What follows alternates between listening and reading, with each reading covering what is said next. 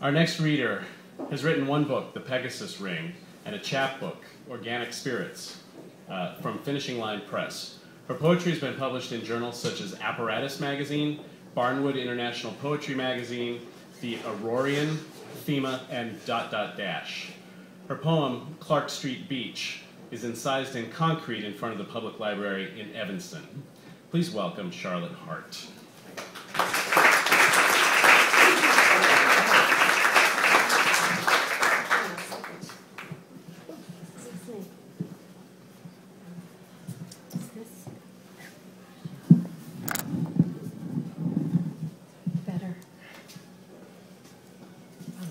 Thank you, Bill and Sarah, for inviting me. In 2004, my sister gave me a ring. It was a little gold ring. I'm wearing it, tiny. She said, "I'm giving this to you for a reason." And I said, "Because you love me?" And she said, "It's a ring that was made in Florence, but it's an exact replica of a ring that was made in ancient Greece. And I'm giving it to you because you're a poet." And I said, "But Susan, I don't write poetry." And she said, "But you will." So immediately after she said that to me, I started to write. And in the next 4 years, I wrote about 300 poems.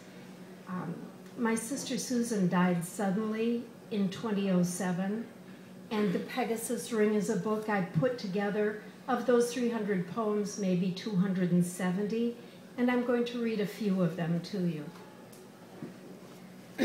Excuse me, I've had a sore throat.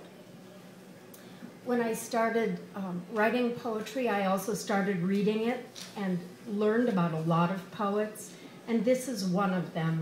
It's called Ossip Mandelstam.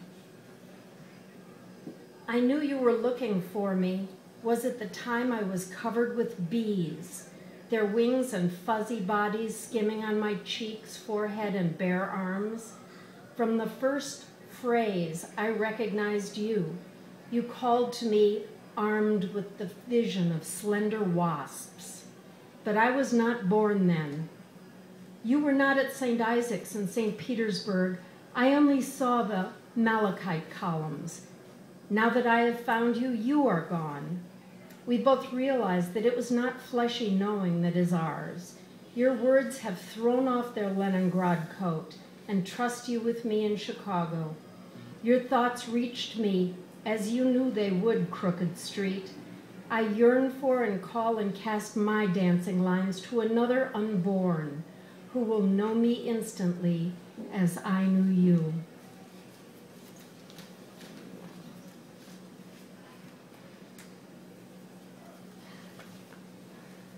This is called Ballet. Mr. Heinze is a short man with a hunchback. He is playing piano accompaniment for the ballet class at the Edna McCrae School of Dance in the Fine Arts Building on Michigan Avenue in Chicago. Floor-to-ceiling mirrors reflect young girls and few boys lined up at the bar practicing. Plié, battement tendu, échappé, grand battement, élevé, changé, 60 eyes in the mirror. The boys are wearing black leotards and tights. The girls are wearing pink or black tights and black leotards. If you touch their hair, it is stiff, sprayed and twisted into a knot high on their heads. There is one girl, can you see her? She is 12. She has a pink Chinese gauze butterfly in her dark hair, and her joy is being crushed. She is walking into the resin-tossed wood floor. The dancers are divided in 3 groups. They dance an adagio, identical. The studio is 101 degrees, good for muscles. Chopin can hardly breathe. Miss McCrae is walking along in front of the dancers, black cane pounding with each of her steps. She is white-haired. Her associate, Miss Davray, who is younger, is standing in the door judging, agreeing. Miss Davray is a dangerous enemy. If she doesn't like someone, Miss McCrae won't like that person either. Now Miss McCrae is walking cane-pounding wood, near between the mirror and the dancers. Her watery blue eyes notice the girl and she says, "Brat." "What are you doing?" she snarls, pulling the arm of the butterfly dancer so fast that she is off balance. Miss McCrae's face is very close to the girl's face. Her eyes are so close that if she were love, it might be a kiss. But instead she says, her thin upper lip curled under, "Everybody in Chicago hates you." Mr. Heinze stops playing. The girl meets her stare. Now Miss McCrae is holding the girl's arm so tightly that it is bleeding black and blue, purple and brown, under her leotard in the shapes of Miss McCrae's fingers. Miss McCrae turns away and motions for the music to begin again. Schubert vibrates in the air from the will of Mr. Heinze and his fingertips. The girls and boys practice grace and form. At 5 o'clock, the butterfly dancer is sitting on the L train, going home. She is crying quietly, not noticing herself. A lady, a stranger, is watching her and cannot help herself. "What is wrong, dear?" "Nothing. I have watched you cry on the L last year and this year. What is wrong?" "Nothing. I just had a ballet class." At home, the girl is quiet among needs and demands of her brother and sisters, mother and father, interrupted conversations, phone ringing, arguments, radio, snide comments, TV laughter. Who could write the family music of being ignored? Her mother notices her. "What's wrong?" "Miss McCrae says that everybody in Chicago hates me." "Everybody in Chicago doesn't know you."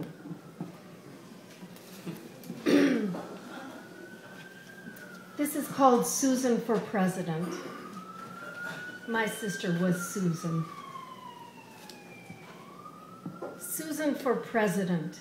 Pagan reveler, anarchist, freedom fighter for sensuality, rub it in your face art, expatriate identity, intuitive grace. Susan for President.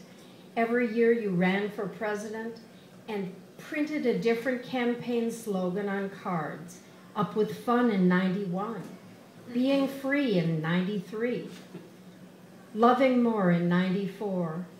Sometimes the cards had little drawings of erect penises saluting the motto of their commander-in-chief, Susan for President. This year, the slogan on the cards you made but didn't distribute, I'm in heaven in 2007. How could you, so droll? Diabetes, cancer, chemo, nonchalant response to hopes of you, swimming back to health, to us. Letting us know Oscar Wilde-esque, amused at leaving, done with life, tossing it like a card, to ta-ta, blithe over it. You didn't want to be president, and you didn't believe in heaven. And one more from the Pegasus Ring, which is on the cover. Chungking Mansions. Hot, humid night, hearts beating, neon Hong Kong July late street crowds, beggar's chicken mallet, breaking crust with mother's ginger pound, lettuce-wrapped pigeon, deep-fried lamb, lemon fish, black mushrooms, pea pods. Back alone, awake in a dark, silent room, I stared out the window at the Chungking Mansions. Light green glow in one room, dark stain on the outside of the building like a falling man. No motion in 40 windows where stickings were common in urine odor halls. Upon the hot roof, silhouette of a man standing in the Kowloon heat. I watched unseen. He motionless for a long time, haloed by the neon-saturated black sky, slowly raised his hand to his mouth. Hot orange pinpoint glow inhale. His arm lowered. He stood still. then slipped out of sight.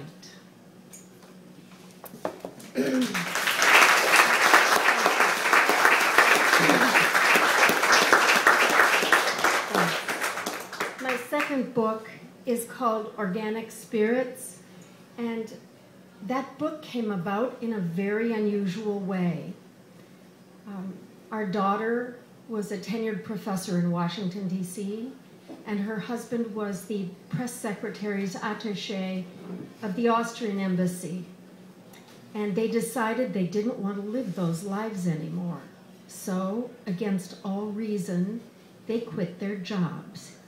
And they moved to Chicago and opened the first legal distillery in Chicago since Prohibition. It's called Koval. They lived with us for a year and a half before they could get on their feet, but they distill organic spirits. And those spirits are spirits of grains, 5 different grains, and fruits, nuts, herbs, many different things. Actually, they distill more organic grain and fruit, nut, herb spirits than anyone in the world.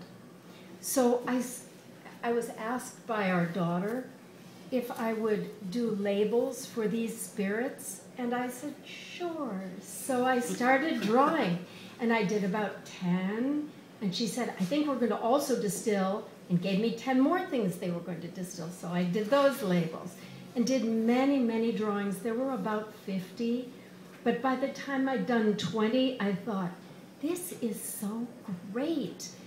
It's like taking the essence of something and getting its purest nature, its aroma, and its taste, its spirit.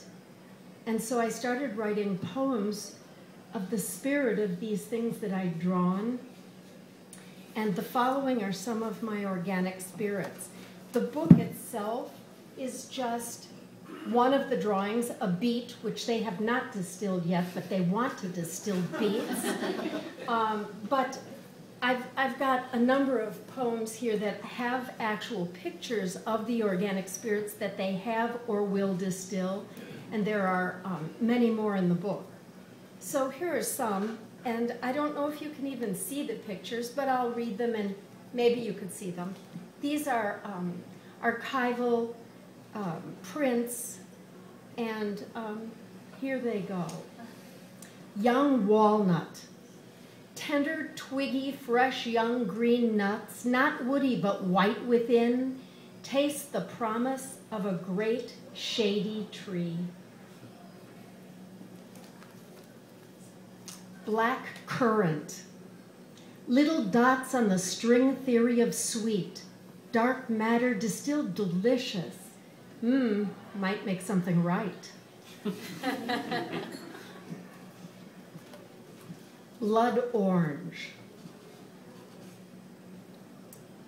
Hot, I'm going to get me some hot. Sweet, I'm going to get me some crazy colors and pulp citrus, gay red orange. Release juicy and feel as good as doing wrong and feel as good as doing right. Persimmon. Natural ornaments on swaying branches, dense reds and yellows, a blackbird flies, a ripe fruit drops. Walnut, which they just distilled. Perfect shell package, earthy flavor, reaches 40 airy meters. Crunch and savor, remembrance of leafy walks and celebrations. Nut, graduate degree of the tree. Hibiscus. Meniscus tropical liquid bulge over the top of the glass, the nature of the color red when it enters heat and blooms. Rye, which is what they named their second son. Elegant gestures drawn in air by whiskered seeds on slender reeds, transformed clear essence, smooth liquid presence. Beet. Fairy ruby hidden under earth full of red sunset in a sugar bulb, doorknob to denial and delight. Pear. The blush is unashamed, more a flush of crimson pleasure on the sunny side of yellow, juicy fragrance of its tree. And elderflower. That spring evening, that warm flower-perfumed wind, waiting, wanting, finding.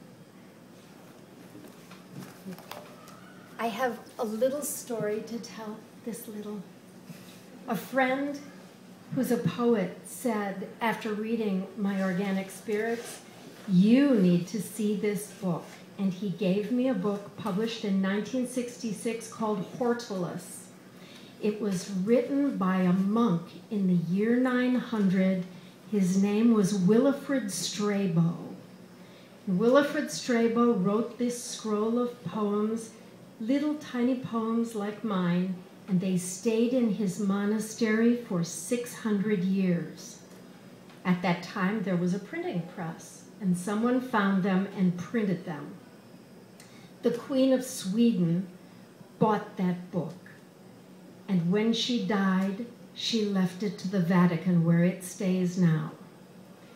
And in the 1800s, another printing was done in England, and in 1966, another printing was done. That was the one that my friend gave to me to look at. So I did, and it was very heartening, because what it meant to me was that some tiny thing, like a little poem about a pear, had been written that long ago, and it came to me. And it was somewhat like the Osip Mandelstam poem, where I knew him and somebody might know me. But it didn't matter. 600 years could go, and I couldn't be discovered, and it would be fine. I'm going to read two more poems from My Organic Spirits, and then one last poem. Parsley. Lacy green chopped to bits and sprinkled on top or chewed before a kiss. Beloved of potatoes and picnics, the greenest of fresh. And rhubarb strawberry. Thick ruby stems, pudgy berry jewels, convivial fruity union, expectations broken rules. And my last poem, if I can find it, I think it's here, was published in Barnwood International Poetry Magazine. It's called Anthropomorphic USA. The head is New York City, Harvard, and MIT. Photonics, robotics, electronics, the Met, the Dow, the crowds, subways of synapses. The right arm is raised and the right hand holds the Pentagon. And the M113, USS Nimitz, F-35 Lightning II. 200,000 phone calls a day, NSA, CIA. The left hand thumbs a ride. The feet are in paradise, hibiscus, plumeria, ixora, hukilau lays, and floating waves. Surfers, sunshine, sand, and pineapples. The groin is in Hollywood. I'll have what she's. Here's looking at you, Mrs. Robinson. You're trying to, you had me at. I never dreamed physical experience could be so stimulating. Look at that. Look how she moves like jello on springs. But the heart is in the Midwest, the dog's tail tapping before you even appear, because he knows you're coming, and that makes him happy. Steady dreams, wheat fields, aroma of baked bread, grilled corn, corny jokes, truth tables constant in heat or chill. As you drive into town, east on the Edens, the city appears. Chicago strong, clacking along, the L by sweet water, a coin in the Salvation Army bucket. Thanks.